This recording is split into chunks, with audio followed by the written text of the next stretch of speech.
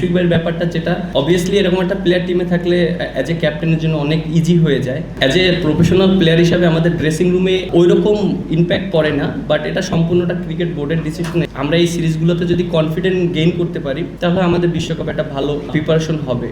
দেখেন, অবশ্যই এই দুজন অনেক লিজেন্ডারি প্লেয়ার এবং আমি একসাথে অনেক দিন খেলেছি, তাদেরকে দুজনকেই পেয়েছি। আর যেহেতু স্টিল তারা দুজনই খেলছে, মুশফিক ভাইয়ের ব্যাপারটা যেটা অবভিয়াসলি এরকম একটা প্লেয়ার টিমে থাকলে অ্যাজ এ ক্যাপ্টেনের জন্য অনেক ইজি হয়ে যায়।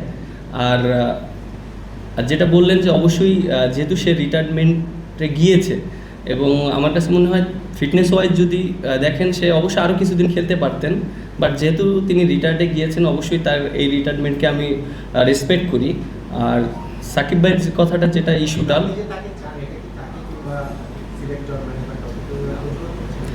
আমি যখন ফার্স্টে ক্যাপ্টেন হয়েছিলাম তখন আমি কথা বলেছিলাম, যেহেতু তিনি টেস্ট ক্রিকেট খেলছেন আর যেহেতু তিনি রিটায়ার্ড নিয়েছেন, এটা তো শুধু অ্যাজ এ ক্যাপ্টেন হিসাবে আমার একার সিদ্ধান্ত না, একটা ক্রিকেট বোর্ডের ডিসিশন আছে, সবার একটা ডিসিশনের ব্যাপার আছে। সো আমার কাছে মনে হয় এটা সবার ডিসকাশনের মাধ্যমে একটা জিনিস ছিল, বাট যেহেতু তিনি রিটায়ারমেন্ট নিয়েছেন আমার কাছে মনে হয় অবশ্যই তার রিটায়ারমেন্ট এটা অবশ্যই রেসপেক্ট করা উচিত। আর সাকিব ভাইয়ের ইস্যুটা যেটা বললেন আপনি,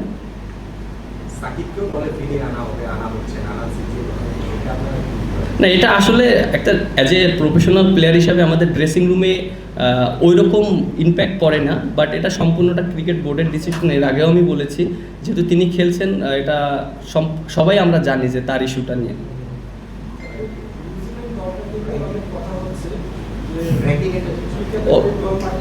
সরি, র্যাঙ্কিং দেখেন, আমরা কিন্তু আপনি যেটা বললেন খুবই ভালো একটা কথা বলেছেন যে আমরা যদি নড়বড় অবস্থায় যদি বিশ্বকাপে যাই তাহলে আমাদের পজিশনটা কিভাবে থাকবে। আমরা এই সিরিজগুলোতে যদি কনফিডেন্ট গেইন করতে পারি তাহলে আমাদের বিশ্বকাপে একটা ভালো প্রিপারেশন হবে। বিগত দিনে এর আগে অনেকবার এরকম হয়েছে। সো আমার কাছে মনে হয় 23-এর বিশ্বকাপের আগে কিন্তু আমাদের সিরিজগুলো আমরা অনেক ম্যাচ জিতেছিলাম, কনফিডেন্ট ছিলাম, বাট ওয়ার্ল্ড কাপে যে আমরা ভালো করতে পারিনি। সো আমার কাছে মনে হয় যে কনফিডেন্টটা খুব ইম্পর্টেন্ট।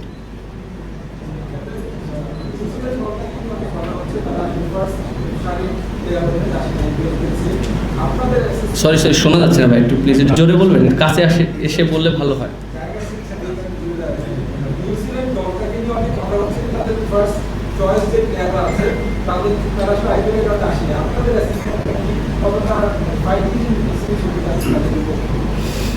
দেখেন, ছোট করে দেখার কোনো কিছুই নেই। প্রফেশনাল প্লেয়ার হিসাবে আমাদের প্রত্যেকটা ম্যাচে আমাদের জন্য অনেক ইম্পর্টেন্ট এবং আমরা চেষ্টা করব অবশ্যই, যেহেতু ওরা টিম এসেছে, আমাদের সর্বোচ্চ দিয়ে চেষ্টা করব আমাদের রেজাল্ট করার জন্য এবং আমরা যদি সিরিজ জিততে পারি এটা আমাদের জন্য অনেক একটা বড় অ্যাচিভমেন্ট হবে, যেহেতু আমাদের র্যাঙ্কিংয়ের একটা বিষয় আছে আর আমাদের জন্য খুবই ইম্পর্টেন্ট এই সিরিজটা।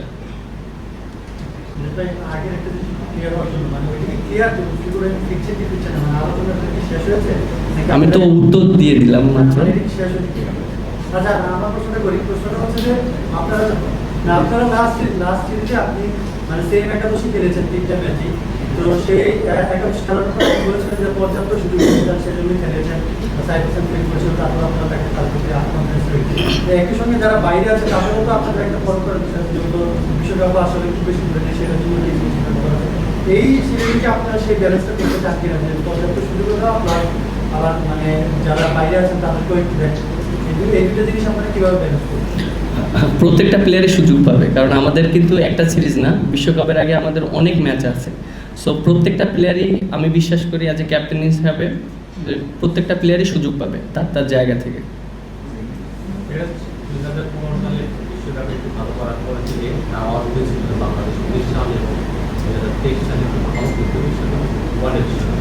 আনফর্চুনেটলি বরিশালে আপনার বেড়ে যেতে হয়েছে,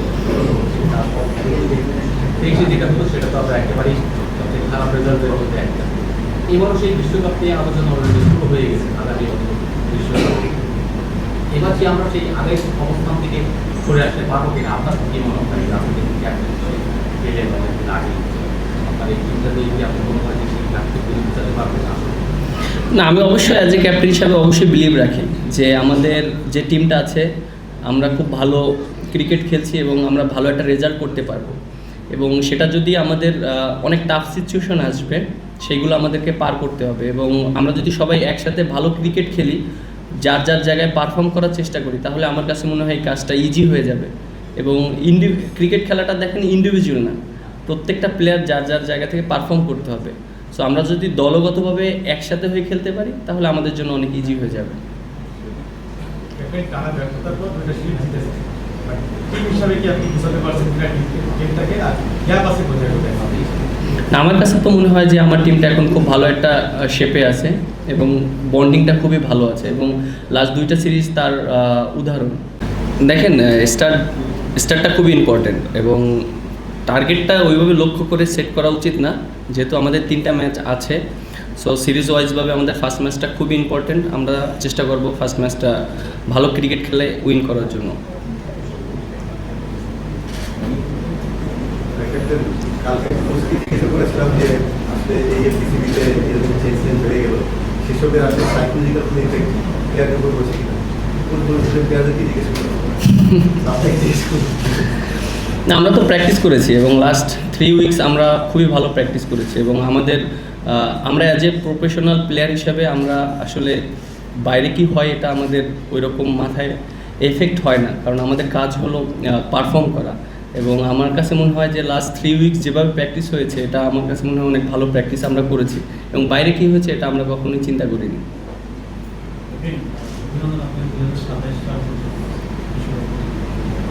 থ্যাংক ইউ।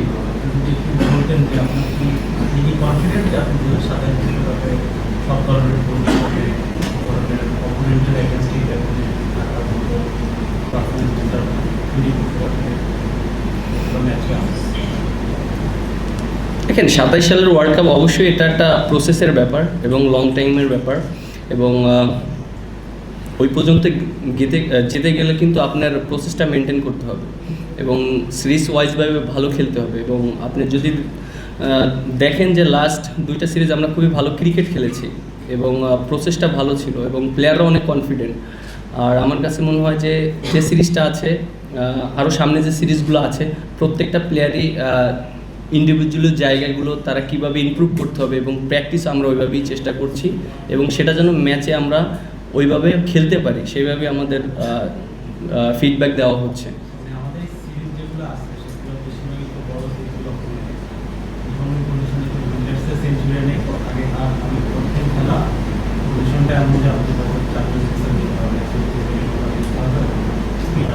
সেখান থেকে আপনি সোলো স্পিনার হিসেবে দলে না, অপরচুনিটি ওইরকম আসলে অবশ্যই আমরা ওইভাবে চিন্তা করব। এবং যদি দেখেন আমাদের পেস বোলাররা খুবই ভালো করছে লাস্ট কয়েক বছর ধরে, এবং কনসিস্টেন্ট খুব ভালো পারফরমেন্স করছে, আর আমাদের খুব ভালো পেস বোলারও আছে, এবং আমাদের যদি ওইরকম সিচুয়েশন আসে অবশ্যই আমরা সেটা ইউটিলাইজ করার চেষ্টা করব। মিরাজ, 2027 বিশ্বকাপ পর্যন্ত ক্যাপ্টেন্সি পাওয়া আপনার পারফর্মার ও ক্যাপ্টেন হিসেবে কনফিডেন্স দিবে কিনা, এবং এটা নিয়ে নতুন সভাপতির সঙ্গে কোনো ডিসকাশন হয়েছে? হ্যাঁ, লং টাইমের জন্য একটা ক্যাপ্টেন যদি থাকে, একটা টিমকে খুব ভালোভাবে বন্ডিং করতে পারে। শর্ট টাইমের জন্য আমি বলি না যে কাউকেই দায়িত্ব দেওয়া হোক, কারণ দিন শেষে তার জন্য অনেক ডিফিকাল্ট একটা টিম বন্ডিং করাটা। সো আমার কাছে মনে হয় এটা একটা পজিটিভ দিক, এবং আমি খুব ভালো মতন প্ল্যানিং করতে পারবো প্রত্যেকটা সিরিজ, এবং কোন কন্ডিশনে আমরা খেলবো, এবং প্লেয়াররাও একটা মেন্টালভাবে থাকবে, ফ্রি থাকবে যে আসলে আমরা কার অধীনে খেলবো। সো এটাও একটা টিমের জন্য অনেক ইম্পর্টেন্ট। সো আমার কাছে মনে হয় এটা একটা ভালো দিক ছিল।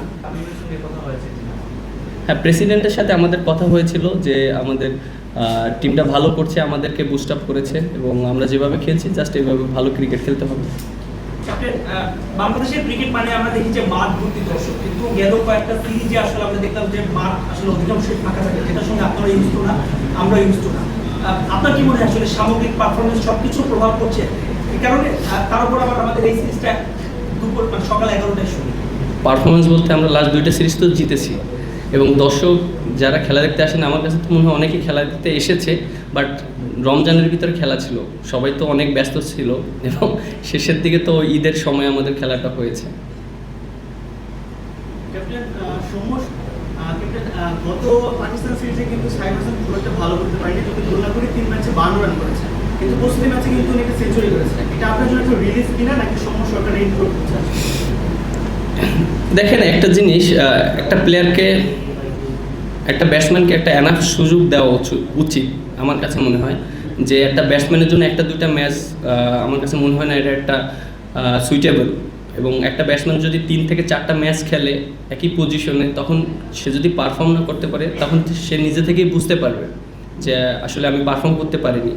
সো আমার কাছে মনে হয় যে ক্যাপ্টেন হিসাবে আমি এটাই চাবো, একটা ব্যাটসম্যানকে যেন তার পজিশনে পর্যাপ্ত সুযোগ দিয়ে তাকে যেন সে যেন তার নিজের জিনিসটা বুঝতে পারে। সো আমার অ্যাজ এ ক্যাপ্টেন হিসাবে এটাই আমার প্ল্যান থাকবে যে প্রত্যেকটা ব্যাটসম্যানের ক্ষেত্রে যেন একই জিনিসটা থাকে।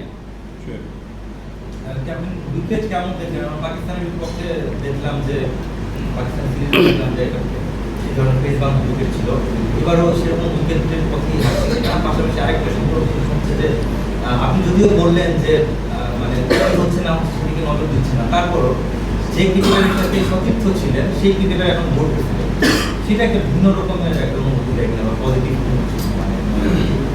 উইকেটটা সম্পর্কে যেটা দেখলেন যে পাকিস্তান সিরিজে হ্যাঁ আমরা খুব ভালো উইকেট খেলেছি এবং আমরা চেষ্টা করব এই সিরিজটাও ভালো উইকেটে খেলার জন্য। এবং অল অ্যাবাউট আপনার পারফরমেন্স। আপনি যদি আমরা ট্রু উইকেটে কিন্তু দেখেন সেকেন্ড ম্যাচে কিন্তু আমরা আর্লি অল আউট হয়ে গিয়েছি, কিন্তু উইকেট তো ট্রু ছিল। এবং পাকিস্তান ফার্স্ট ম্যাচে 114 রানে অল আউট হয়ে গেছে, বাট ট্রু উইকেট ছিল। সো প্লেয়াররা যদি সবাই পারফর্ম করতে পারে, উইকেটটা অনেক সময় ম্যানেজ করে খেলতে হয়। সো আমার কাছে মনে হয় এটা অনেকটা ইম্পর্টেন্ট মেন্টালিটির উপরে, আর কীভাবে সে প্র্যাকটিস করছে। আর সেকেন্ড কোয়েশ্চেন কী বললেন? যে যার সাথে খেলেছেন তিনি সতীর্থ ছিলেন, তিনি এখন ভোট করছেন, যদিও আপনি বলছেন যে হয়তো তারপর কিছুটা হয়তো মানে অনুভূতি কাজ করে না, অবশ্যই আমার কাছে মনে হয় যে যেহেতু আমরা একসাথে ক্রিকেট খেলেছি এবং তিনি আমাদের সম্পর্কে আরও বেশি ভালো জানবেন, রিসেন্টলি কি আমাদের কি চাহিদা আছে এবং আমরা কিভাবে পছন্দ করি। সে যেহেতু রিসেন্টলি খেলা সেরেছেন, এটা প্লেয়ারদের জন্য একটা পজিটিভ দিক।